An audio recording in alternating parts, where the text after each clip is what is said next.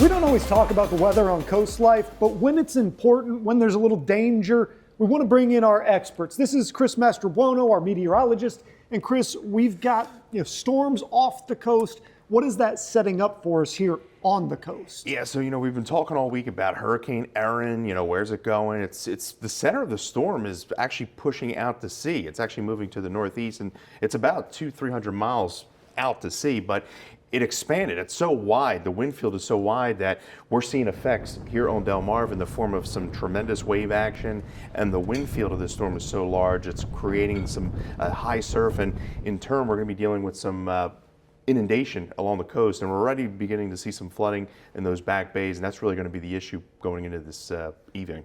And when those floods start to happen, do the tides impact that? Is it coming in kind of harder than usual? What goes on there? Yeah, well, it's kind of a double whammy because we have the strong northeast winds.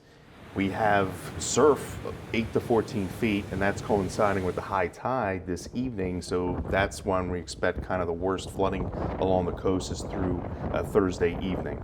And when is this supposed to start to clear up? When do we think we'll be in better shape? Yeah, so we're going to start to clear out, believe it or not, tonight. And by tomorrow morning, by Friday morning, we're going to be in the upper 50s away from the coast, lower 60s. Friday's setting up to be a really nice day, but the surf is going to continue to be high. So if you have beach plans Friday and even into the weekend, it's going to be really nice.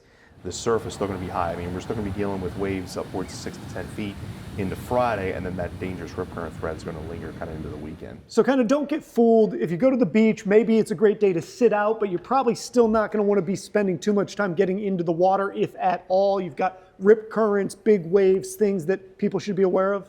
Definitely. It takes a while for the sea to kind of calm itself after a storm. So you want to swim near those lifeguards and pay close attention to their directions when you're heading out to the beach through the weekend. And of course, every beach is a little bit different. You can always check on coasttv.com to see what the latest closures are, where things are open, and check out our shows as well, our newscasts. They'll have plenty of information on them throughout the next couple of days. We're going to get out of here. Chris, thank you so much for joining us and giving us a little meteorological excellence there. We appreciate it. No problem, anytime. All right, we have more CoastLife coming up after this.